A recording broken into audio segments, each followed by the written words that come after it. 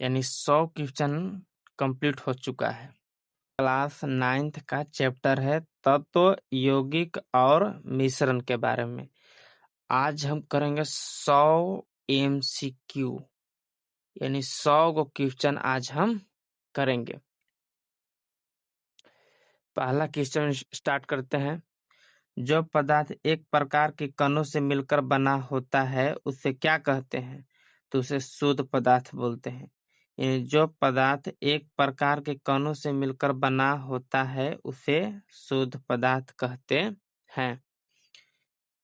पदार्थों को दो भागों शुद्ध पदार्थ और खाली स्थान यानी खाली स्थान पदार्थों में बांटा जाता है।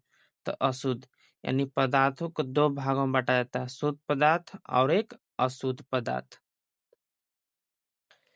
निम्नलिखित में से कौन सा शुद्ध पदार्थ है? तो निम्न में से कौन सा शुद्ध पदार्थ है? तत्व और यौगिक। तत्व और यौगिक दोनों का होते हैं शुद्ध पदार्थ होते हैं। चीनी और जल का मिश्रण क्या कहलाता है? समांगी मिश्रण कहलाता है। चीनी और जल का मिश्रण क्या कहलाता है? समांगी मिश्रण कहलाता है। निम्नलिखित में से कौन सा एक विषमांगी मिश्रण का उदाहरण है? यानी विषमांगी मिश्रण का उदाहरण है तेल और जल का मिश्रण।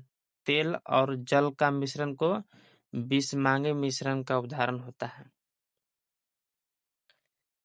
विलयन दो या दो से अधिक पदार्थों का खाली स्थान मिश्रण होता है। तो समांगी मिश्रण। विलयन एक प्रकार का समांगी मिश्रण है। तो विलयन दो या दो से अधिक पदार्थों का मिश्रण क्या होता है? समांगी मिश्रण होता है। निम्नलिखित में से कौन सा एक ठोस विलयन है? ठोस विलयन मिश्र धातु का होता है। ठोस विलयन का उदाहरण पीतल किसका मिश्र धातु है? पीतल किसका मिश्र धातु है? तो कॉपर और जिंक का। नवा क्वेश्चन। पीतल में कॉपर का प्रतिशत मात्रा लगभग होता है तो 70% होता है। यानी पीतल में कॉपर का प्रतिशत कितना होता है? 70% होता है। चीनी और जल के विलयन के लिए कौन सा असत्य है? तो चीनी एक विलायक है। चीनी एक विलायक नहीं है। चीनी एक क्या है? विलेय है। यह असत्य है, यानी चीनी विलायक नहीं होता है। विलायक क्या होता है? एक तरह से पानी जिसका अधिक मात्रा होता है। टिंचर ऑफ आयोडीन किसका विलयन है? तो टिंचर आयोडीन और एल्कोहल। टिंचर आयोडीन किसका मिलता है? आयोडीन और एल्कोहल का मिश्रण है। टिंचर ऑफ आयोडीन में कौन सा एक विलायक है? तो एल्कोहल। कौन सा है? एल्कोहल। जल और गैस का विलयन है तो कोका कोला। जल और गैस का विलयन का उदाहरण कौन सा है? Coca Cola. अगला क्वेश्चन है कि वातयुक्त पेय कोक में एक विलयन होता है तो CO2 का है। तो पीने वाला कोका में विलेय CO2 होता है। क्या होता है? CO2। कि विलयन के संबंध में कौन सा एक असत्य है? तो विलयन में प्रकाश के मार्ग दिखाई देती है। यह क्या है? असत्य है। यानी विलयन में प्रकाश के मार्ग दिखाई नहीं देती है। वायु एक गैस का विलयन है जिसमें एक विलायक है तो नाइट्रोजन। क्या हो गया? नाइट्रोजन। 17 क्वेश्चन। किसी निश्चित ताप पर यदि विलयन में और विलेय पदार्थ नहीं घुलता तब उसे विलयन को कहते हैं संतृप्त विलयन बोलते हैं। क्या बोलते हैं? संतृप्त विलयन बोलते हैं। तो विलायन पदार्थ की वह मात्रा जो किसी ताप को संतृप्त विलयन में उपस्थिति है तो उसकी खाली स्थान कहलाती है तो घुलनशीलता कहलाती है। क्या कहलाती है? घुलनशीलता कहलाती है। तापमान बढ़ाने पर पदार्थ की घुलनशीलता क्या होती है? बढ़ जाती है। तापमान बढ़ाने पर घुलनशीलता क्या हो जाती है? बढ़ जाती है। विलयन की सांद्रता का सही सूत्र नहीं है। तो विलयन पदार्थ का द्रव्यमान और विलेय का द्रव्यमान गुने 100। यानी सही सूत्र कब होगा? जब यहाँ का द्रव्यमान है तो नीचे भी द्रव्यमान होना चाहिए। अगर ऊपर आयतन है तो नीचे भी आयतन होना चाहिए, तभी सही सूत्र होगा। ये नहीं बोला है, यह नहीं है। निलंबन के संबंध में क्या सत्य है? तो निलंबन के संबंध में यह एक विषमांगी है, सही है। यह अस्थाई होते हैं, सही है। कुछ समय के लिए यह टिंडन प्रभाव दिखाता है, यह भी सही, यानी इनमें से सभी आंसर होगा। निम्न में से कौन सा एक कोलाइड के संबंध में असत्य है? तो कोलाइड क्या होता है? कोलाइड क्या है? असत्य, असत्य है। तो ये एक विषमांगी मिश्रण है, यह सही है। यह स्थायी होता है, यह भी सही है। यह टिंडल प्रभाव को दिखाता है, यह टिंडल प्रभाव को क्या करता है? दिखाता है, यह भी सही है। यानी इनमें से कोई नहीं, यानी इसमें से कोई नहीं गलती है, इनमें कोई ऐसा नहीं है कि जो सत्य है। ऑप्शन डी हो जाएगा।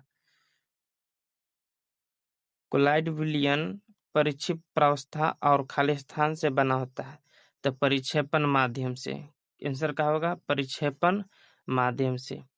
तो एरोसोल में परिक्षेपण माध्यम में क्या होता है? तो गैस होता है। क्या होता है? गैस होता है।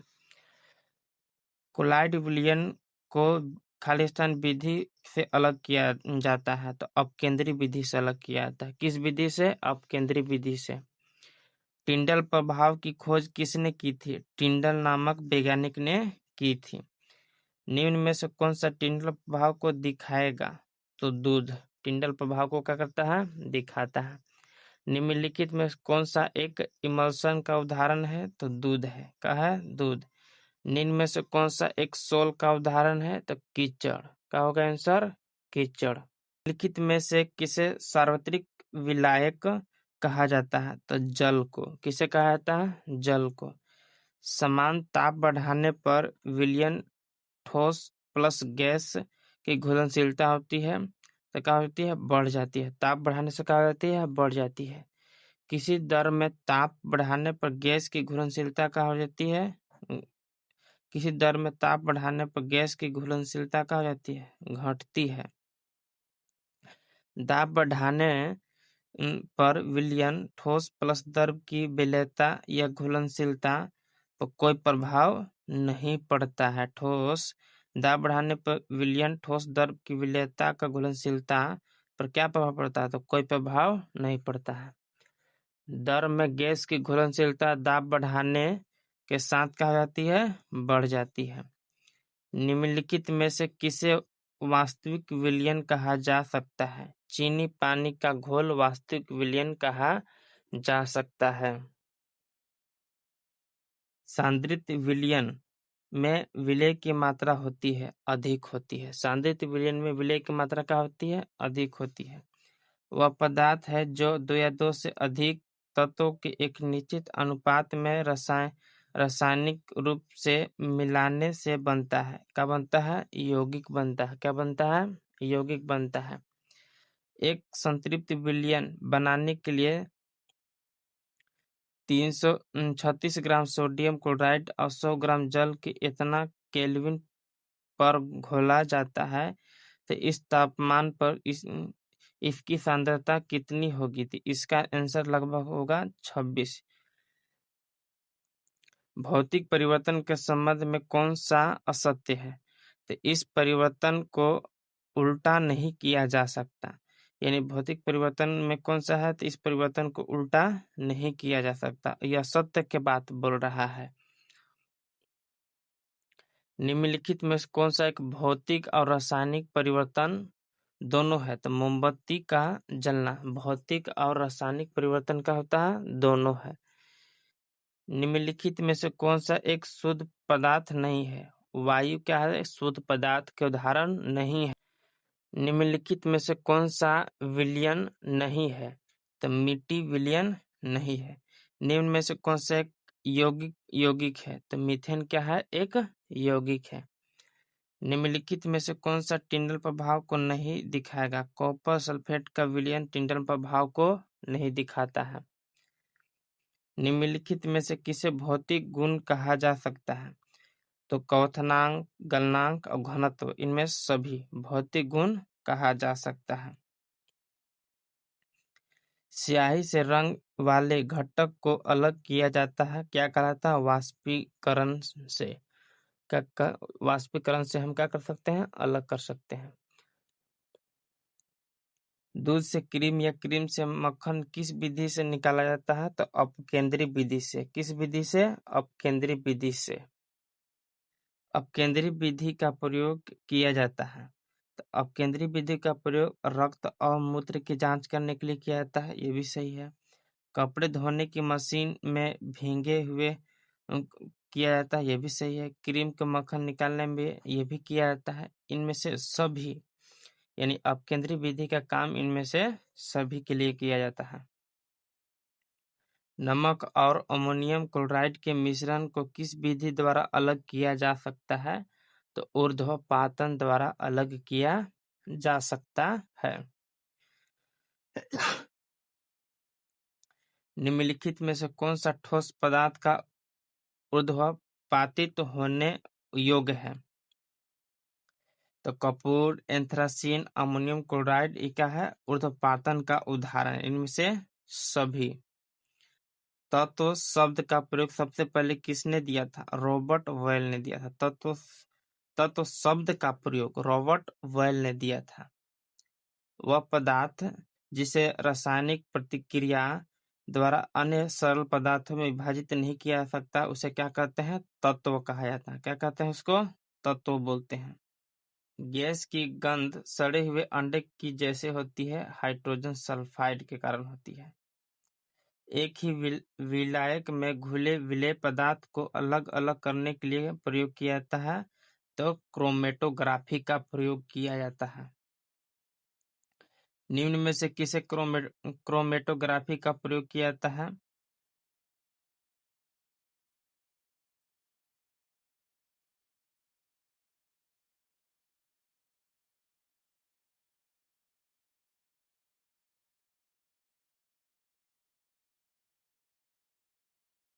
निम्न में से किसे क्रोमेटोग्राफी का प्रयोग किया जाता है? तो डाई में रंगों को अलग करने में, प्राकृतिक रंगों को पिगमेंट को अलग करने में, रक्त से नशीले पदार्थ को अलग करने में, इनमें से सभी काम के लिए क्रोमेटोग्राफी का प्रयोग किया जाता है। निम्न में से कौन सा एक भौतिक परिवर्तन है? जल से बर्फ बनना एक क्या है? भौतिक परिवर्तन है। निम्न में से कौन सा एक यौगिक के लिए असत्य है? तो यौगिक के लिए असत्य है तो तत्व के किसी भी अनुपात में मिलने से बनता है। यानी यौगिक तत्व के किसी भी अनुपात में, यौगिक का होता है एक निश्चित अनुपात में क्या होता है? मिलता है। किसी भी अनुपात में नहीं मिलता है। असत्य के बाद बोला है तो यह हो गया कि किसी भी अनुपात में मिलता है, यह गलत है। निम्नलिखित में से किसे एस्ट्रोजिक धातु कहा जाता है? तो एस्ट्रेजिक धातु किसे कहा जाता है? तो टाइटेनियम को बोला जाता है। तो दो घुलनशील द्रव का मिश्रण किस विधि से अलग किया जाता है? तो किस विधि से अलग किया जाता है? तो आसवन विधि और प्रभाजी आसवन से अलग किया जाता है। मैंने उपयुक्त तो दोनों ए और बी। जब दो या दो से अधिक घुलनशील द्रव को क्वथनांक 25 केल्विन से कम होता है तो उसे अलग करने के लिए विधि का प्रयोग किया जाता है, प्रभाजी आसवन का प्रयोग किया जाता है। किस विधि का प्रयोग किया जाता है? प्रभाजी आसवन का। आशा धातु किसे कहा जाता है? यूरेनियम को कहा जाता है। एसीटोन और जल के मिश्रण को किस विधि द्वारा अलग किया जा सकता है? आसवन विधि द्वारा अलग किया जा सकता है। निम्नलिखित में से कौन सा एक यौगिक नहीं है? तो हीरा क्या है? यौगिक नहीं है। हीरा क्या है? एक यौगिक। खाद्य तेल को वनस्पति घी में किस प्रक्रिया द्वारा बदला जा सकता है? तो हाइड्रोजनीकरण। वायु से गैस को अलग करने के लिए किस विधि का प्रयोग किया जाता है? तो फ्रैक्शनल डिस्टिलेशन के द्वारा क्या होता है? अलग किया जाता है। दो विलयनों को तो आइसोटोनिक कहा जाता है। जब उनका प्रासरण दाब बराबर बराबर होता है। जब क्या होता है? प्रासरण दाब बराबर होता है। एक विलयन होता है, तो एक विलयन क्या है? एक समांगी मिश्रण। क्या है? एक समांगी मिश्रण है। विलयन क्या है? एक समांगी मिश्रण।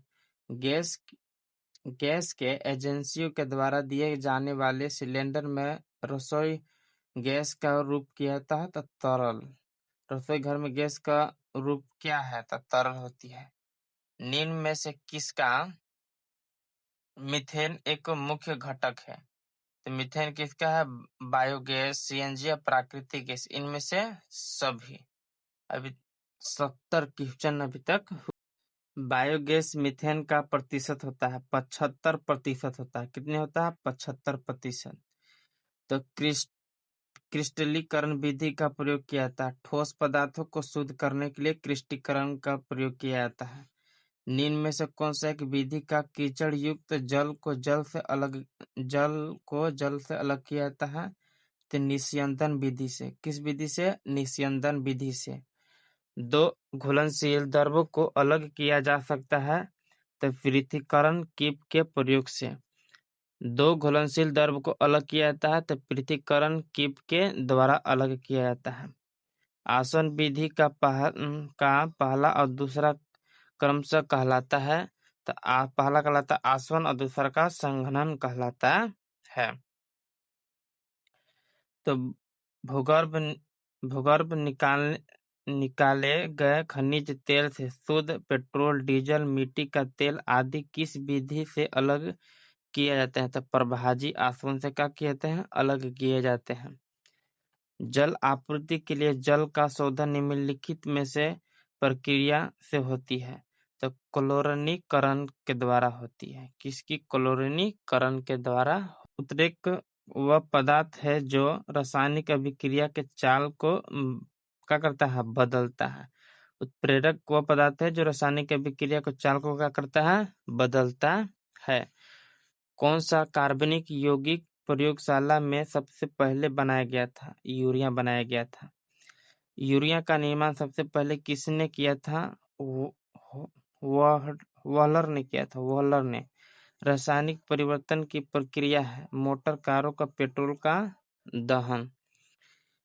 किस प्रक्रम से समुद्र जल से सामान्य लवण प्राप्त किया जाता है? तो वाष्पीकरण से। किसे? वाष्पीकरण से प्राप्त किया जाता है। दूध निम्नलिखित में से किसका उदाहरण है? इमल्सन का। किसका? इमल्सन का। तापमान के केल्विन पैमाने पर जल का क्वथनांक कितना होता है? 373 केल्विन होता है। कितना? 373 केल्विन होता है। प्रेशर कुकर में जल का क्वथनांक लगभग कितना होता है? 120 डिग्री सेल्सियस होता है। किसी विधि द्वारा कच्चे तेल से गैसोलीन प्राप्त किया जाता है प्रभाजी आसवन द्वारा। किसे? प्रभाजी आसवन द्वारा। कपूर को आसानी से प्राप्त किया जा सकता है। कपूर को आसानी से प्राप्त किया जा सकता है आसवन। कपूर को आसानी से प्राप्त किया जाता है आसवन विधि द्वारा। गैस की लौ का सबसे गर्म हिस्सा कहते हैं नीला क्षेत्र को बोलते हैं। मानव के द्वारा सबसे पहले प्रयोग में लाई जाने वाली धातु कौन सा था?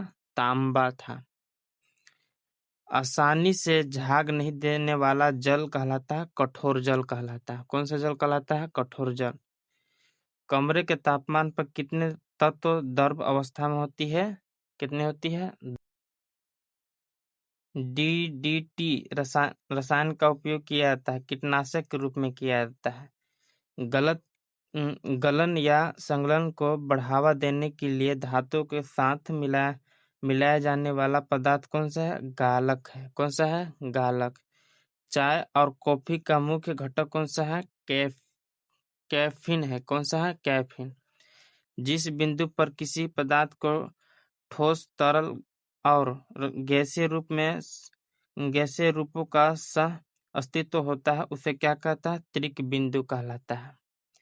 किसी भी तंत्र में जल को निकालने की प्रक्रम को क्या कहते हैं? तो निर्जलीकरण कहलाता है। क्या कहलाता है? निर्जलीकरण। गोबर गैस का मुख्य घटक क्या है? मीथेन है। कौन सा है? मीथेन। लास्ट 100 क्वेश्चन कंप्लीट हो चुके हैं। लास्ट क्वेश्चन है कि पसीने में होते हैं तो जल, लवण और अपशिष्ट द्रव होते हैं। अगर आप लोग का वीडियो अच्छा लगे तो like and comment and subscribe जरूर कीजिएगा। जय हिंद।